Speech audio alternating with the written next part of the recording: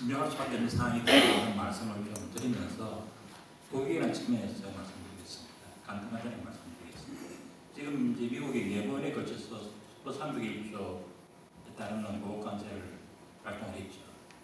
물론 이제 미중 무역 전쟁이 발생했는데 핵심은 이렇습니다. 무역 협상의 내용을 보면은 쟁점되는 것은 무역 수지 개선하고 지적자 자본 보호하고 그다음에 강제적 기술 이전 하지 말고 의견기업에 대한 보조금 금지하고 그다음에 100% 외자지에 포용해라는 게 쟁점인 것 같습니다.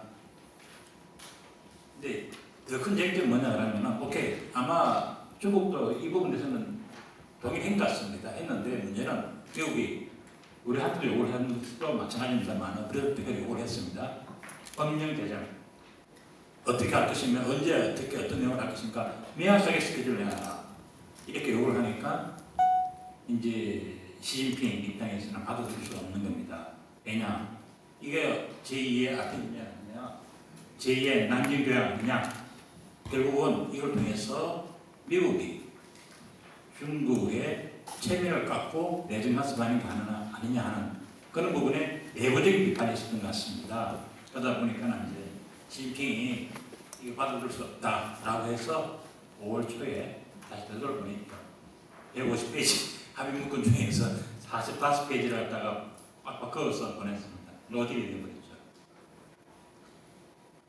또 하나 보면은 또 협상 내용을 갖다가 이제 합의서를 서명하고 나서 동시에 작년에 부과했던 500억 불 첨단 제품에 대한 보관세 부과를 갖다가 바로 즉시 실패하라 그랬는데 이 부분은 또 미국은 또 중국 못 믿겠다 이렇게 해서 일단은 합의가 안 됐습니다.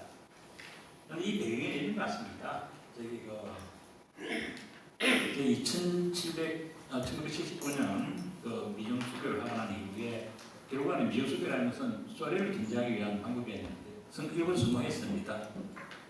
그러고 나서 이제 2001년도에 중국이 WTO에 이제 가입하면서 미국 입장에서는 자유시장 경제와 자유민주주의가 그래도 중국의 개발 계획을 통해서 어느 정도 중국의 변화를 가져오지 않을까 생각했는데 중국은 결국은 이걸 이용해서 자유무역 체제에 편성을 해서 결국은 중국이 미국과 패권을 다투는 국가로 이렇게 부상을 했다. 미국의 실수였다고 생각하는 것 같습니다. 그러니까 얼마 전에 트럼프가 카트 대통령한테 전화를 해서 정말 중국이 무섭다는 이야기를 했고 또 스티브 해너는 전 백악관의 그 안보를 갖다가 우리가 프랑켄슈타인을 갖다가 키웠다고 하는 겁니다.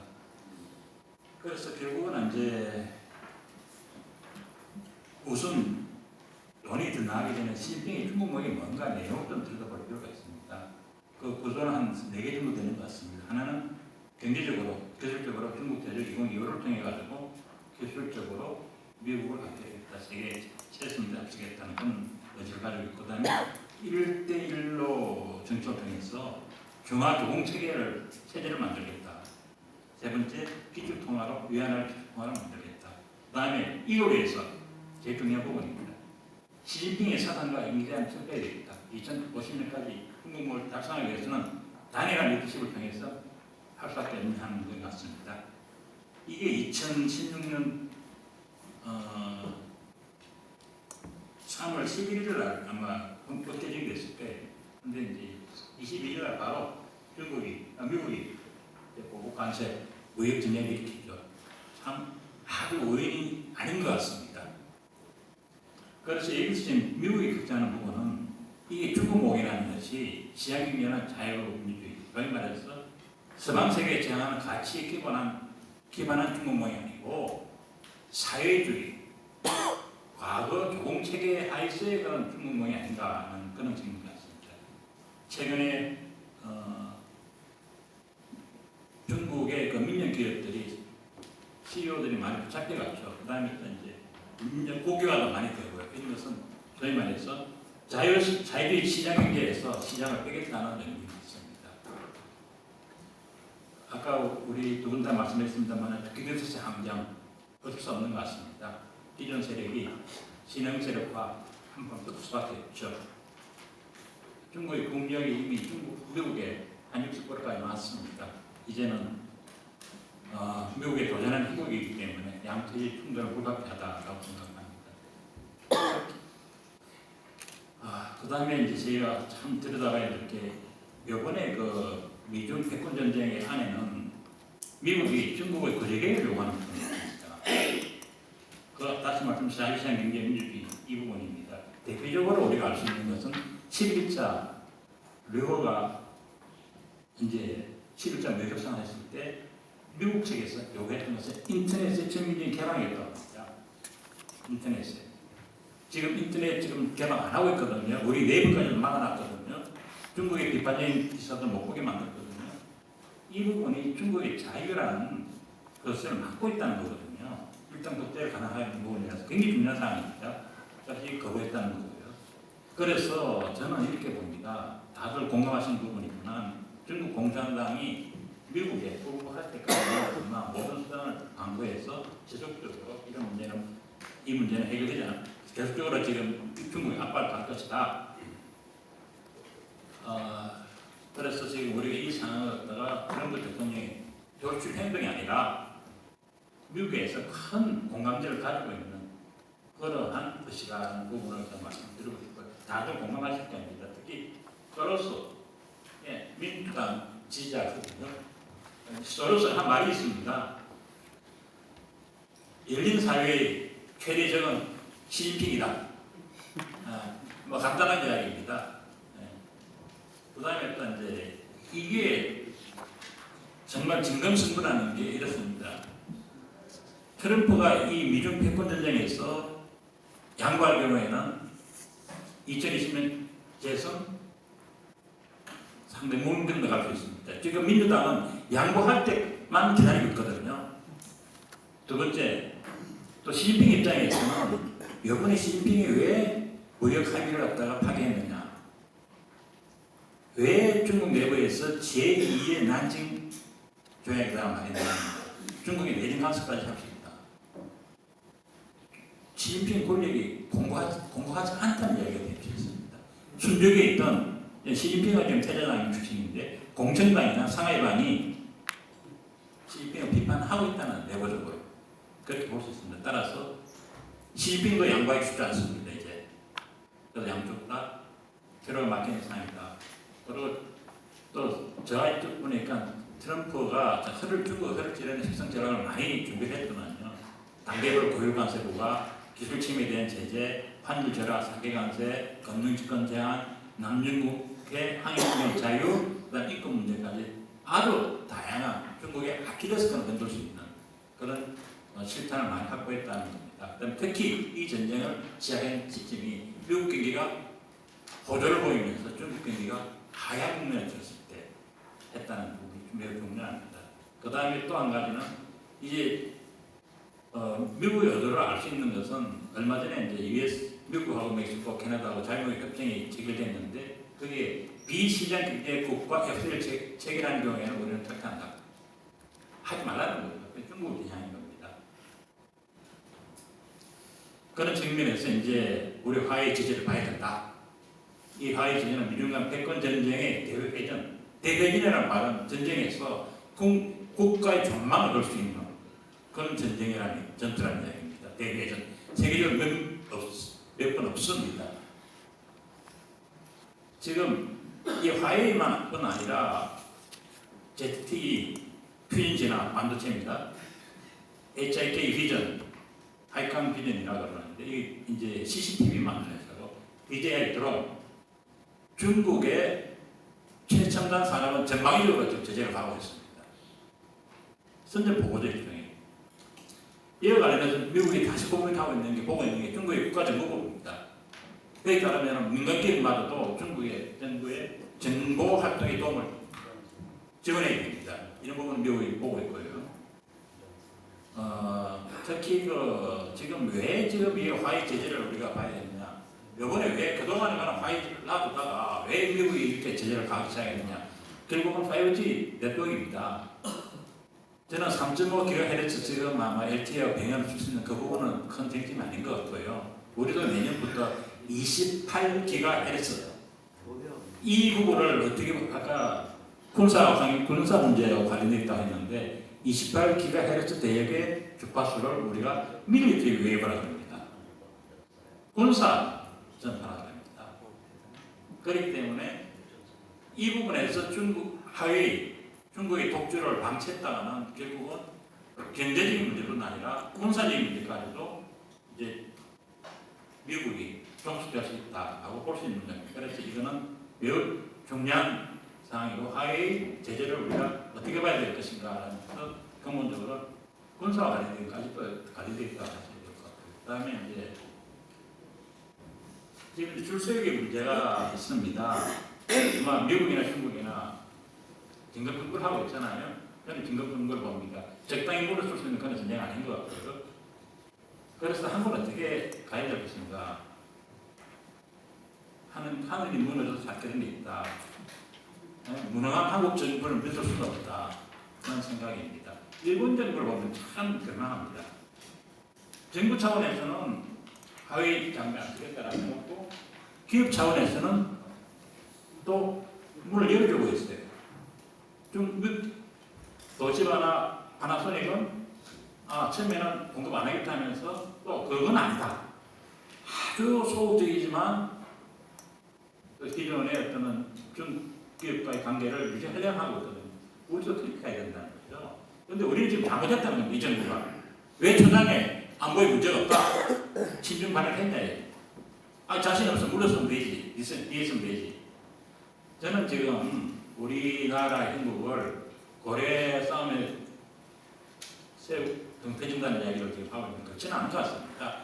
반도체 메모리나 OLED나 2차 전지나 5G 통신 장비는 우리가 세계 시장에서 그래도 대체 불가할 수 있는 그런 힘을 가진 그런 정도의 기업들이 많습니다.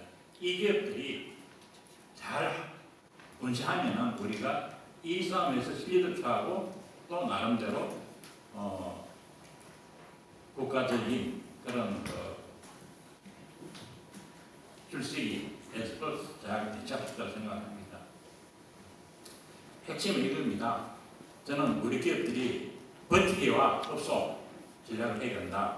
그 다음에 일부 땡기기 접근해야 된다. 우리는 세우가 아니다는 말씀을 드리고 있습니다. 미국도 중국도 우리를 갖다 내치기에는 우리가 자기네들이 이중의 부담을 칠 수밖에 없는 생각이 될 수 있습니다. 그렇기 때문에 우리가 좀 힘을 쓸 공간이 있다고 하고요. 그래서 우리 기업들 차원, 정부는 저는 이미 이야기하고 싶지 않습니다. 기업들 차원에서 양다리를 결식하면서 최대한 시간을 끌어내는 게 중요하다. 근데 밀밑에서는 정보를 수집하고 미중에 대해서는 비공적으로 협의 채널을 가능하면서 우리가 이렇게 말해주면 이 뜻은 아니다. 이렇게 할 수 있다. 해서 그런 다소간의 양다리 결식이 기업 차원에서 필요하다. 특히 일본, 대만 기업들과 보조를 맞춰줘야 된다. 달리 이야기하면 물귀신 작전이라고 볼 수 있습니다. 저긴 저렇게 하는데 제재를 안 하고 우리한테 자꾸 왜 그러냐. 우리만 나올 수 없지 않느냐라고 해서 그렇게 가야 될 필요가 있다 생각합니다. 그 다음 마지막으로 이제 최후의 선택의 상황이 올 수 있습니다. 결국은 저는 이렇게 생각합니다. 이번에 중국에 들을 쓰는 경우에 한중 관계는 정부 차원에서뿐 아니라 민간 사업 기업 차원에서도 이제 조공관계가 고체가 될 수밖에 없다. 이렇게 하는 건 아니다. 그래서 우리가 자주국 국가로서 사드 프로그램을 벗어나기 위해서라도 중국의 요구에 대해서는 호락호락 알아서 기는 것은 안 된다. 그렇게 생각합니다. 결국은 우리가 궁극적으로 이런 상황이 이런 결론에 도착을 나올 수 있습니다. 이런 마지막 단계 사회주의 체제와 조공 체계를 선택할 것인가, 자유주의 체계와 주권과를 선택해야 될 것인가 하는 부분에서 이게 분화시키겠습니다. 답은 당연히 우리는 자유주의 체제와 주권과를 지켜야 되겠죠. 결국은 저는 한중의 FTA 체계를 해보고 산업을 많이 했습니다만 결국은 우리가 중국 시장이 그동안 많이 고등학교도 높았습니다. 사실은 제가 한중 FTA를 체결하면서 한 베트남 FTA를 체결한 배경에도 중국의 의존도를 줄이고 시장을 다변해야 되겠다. 생산 거점을 다변해야 되겠다는 생각이 있었기 때문에 그렇게 이 정부가 지금 굉장히 많이 도움을 하고 있죠. 우리 많은 기업들 지금 베트남 갔잖아. 결국은 우리 생산 설비를 중국에 하든 안 하든 블랙리스트를 만들든 안 만들든 시간을 두면서 서서히 베트남으로 이전해야 된다는 거. 그 다음에 이제는 중국이 기술 확보가 쉽지 않습니다. 그래서 한국이나 대만을 통해서 기술을 많이 확보하려고 할 겁니다. 여기에 대해서 우리가 좀 더 기술 보호 정책을 강화해야 한다. 그 다음 이게 우리 몫입니다. 미국의 중국 제조 이용료는 지속될 것입니다. 기술 부분에서 백건을 줄 수도 있기 때문에 결국은 그 대체 시장 대체를 할 수 있는 기업을 어떻게 볼 것인가, 한국 기업을 볼 것입니다. 그래서 우리가 첨단 기술 생산 거점으로 하는 정책을 드려야 합니다. 이상입니다. 예. 굉장히 냉정하게 말씀하시는데 그 냉정한 속의 관점은 뭐 저희 발표한 거랑 거의 같으시네요.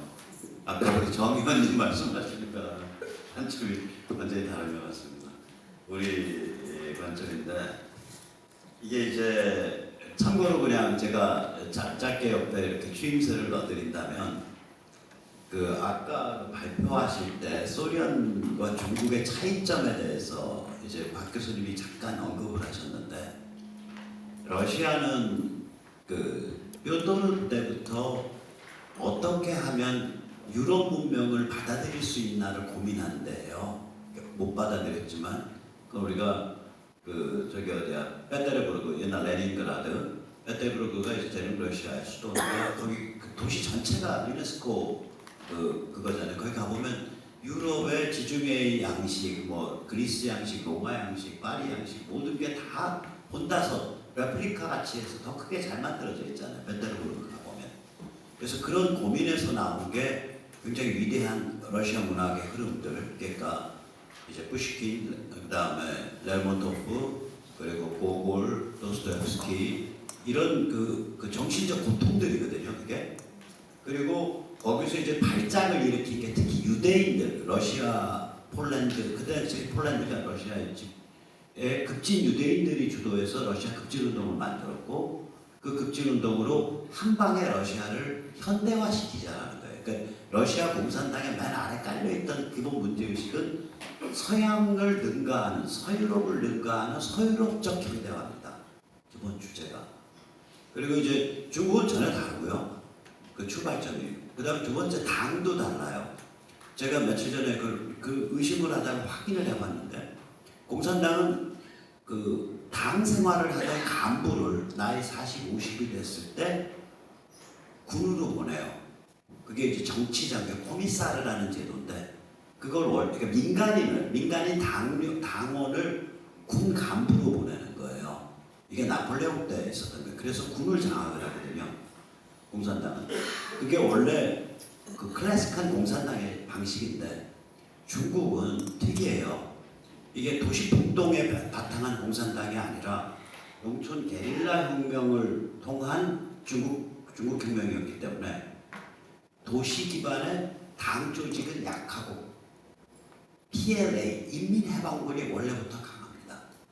그래서 인민해방군에 오늘 구글링 하셔서 PLA의 중국 차이나 포시스 커미사르라고 적으세요. 그러면 족보가 쭉 나오는데 그 사람들 족보 하나하나를 까보면 100% 청년 시절부터 군 생활을 한 자들입니다.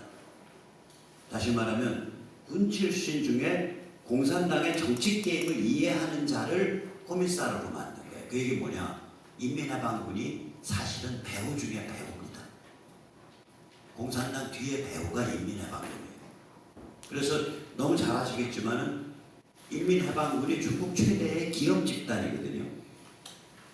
그러니까 얘들이 지금 우리 연 의원님 말씀하시는 이런 종류의 그 개혁 혹은 변신을 하기가 내부적 체질이 굉장히 어렵지 않나 그런 생각을 합니다. 자, 오늘 토론 마지막 발표는 이제 토론 발표는 우리 조성환 교수님